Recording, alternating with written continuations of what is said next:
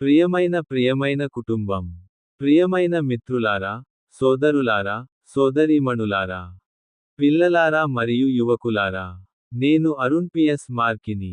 ఈ రోజు జూలై మొదటి రోజు. జూలై 2025 నెల.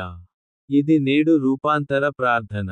జాతీయ వైద్యుల దినోత్సవం, పెంపుడు దినం మరియు అమర్నాథ్ యాత్ర. మనం ఎందుకు తయారు చేయబడ్డాము? సంవత్సరం సగం నుండి. ప్రతి సంవత్సరం జూలై 26న మేము సెయింట్ అన్నా మరియు సెయింట్ జోకిమ్ల సేవకు వెళ్లి వారితో కలిసి మీకు స్వర్గంపై అధికారం ఇస్తాము.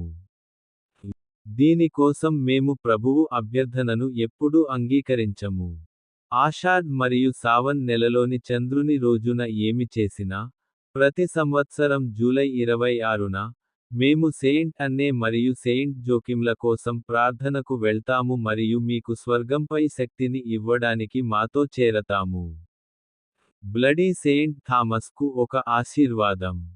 భారతదేశ అపోస్తలుడైన సెయింట్ థామస్ యొక్క అమూల్యమైన రక్తాన్ని ఉన్నతీకరించమని ప్రార్థన.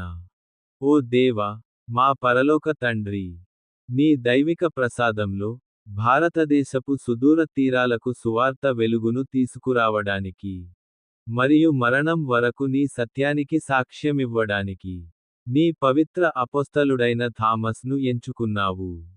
మనం వినయంగా ఆయన అమూల్యమైన రక్తాన్ని ఉన్నతీకరించమని ప్రార్థిస్తున్నాము. క్రీస్తు కొరకు తన రక్తాన్ని చిందించడం ద్వారా సెయింట్ థామస్ ఈ పురాతన భూమిలో విశ్వాస బీజాలకు నీరు పోశాడు మరియు నేటికీ వర్ధిల్లుతున్న చర్చిని స్థాపించాడు. ఆయన రక్తం మీ అపరిమితమైన ప్రేమకు నిదర్శనంగా, పునరుత్థాన ప్రభువుపై ఆయన అచంచలమైన విశ్వాసానికి ముద్రగా, తరతరాలుగా తమ ఆశను నిర్మించుకున్న పునాదిగా మారింది. నీ కుమారుడు, మన రక్షకుడైన యేసుక్రీస్తు అనుకరణలో చేసిన ఈ పవిత్ర సమర్పణను మేము గౌరవిస్తాము.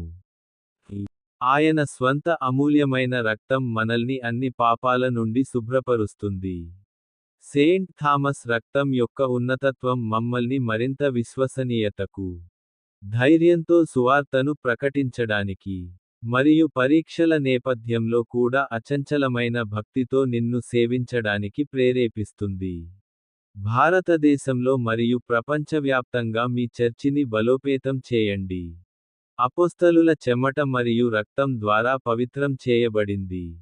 మేము ఎల్లప్పుడూ సత్యం మరియు నీతి మార్గంలో నడవగలము మరియు క్రీస్తులో మరణించే వారికి వాగ్దానం చేయబడిన శాశ్వత వారసత్వంలో పాలుపంచుకోగలము. భారతదేశ అపోస్తలుడు మరియు క్రీస్తు అమవీరుడు అయిన సెయింట్ థామస్ మధ్యవర్తిత్వం ద్వారా మీ పవిత్ర నామ మహిమ కోసం మాకు నూతన విశ్వాసం, స్థిరమైన ఆశ మరియు మండుతున్న దాతృత్వం లభించును. ఆమేన్. మొదటి బైబిల్ వచనం. లూకా సువార్త 13వ అధ్యాయం, వచనాలు 19 నుండి 20. ఇది ఒక వ్యక్తి తన తోటలో వేసిన ఆవాలు గింజ లాంటిది. అది పెరిగి చెట్టుగా మారింది, మరియు ఆకాశ పక్షులు దాని కొమ్మలలో గూళ్ళు కట్టుకున్నాయి. మరియు మళ్ళీ ఆయన ఇలా అన్నాడు, దేవుని రాజ్యాన్ని దేనితో పోలుస్తాను? సంక్షిప్త అర్థం: దేవుని రాజ్యం చిన్నగా మరియు కనిపించకుండా ప్రారంభమవుతుంది, కానీ అది చాలా పెద్దదిగా పెరుగుతుంది మరియు అది తాకిన ప్రతిదానిని సూక్ష్మంగా మారుస్తుంది. రెండవ బైబిల్ వచనం. యెషయా 51వ అధ్యాయం 11వ వచనంలో, యెహోవా విమోచించినవారు తిరిగి వచ్చి ఆనందోత్సాహాలతో సీయోనుకు వస్తారు.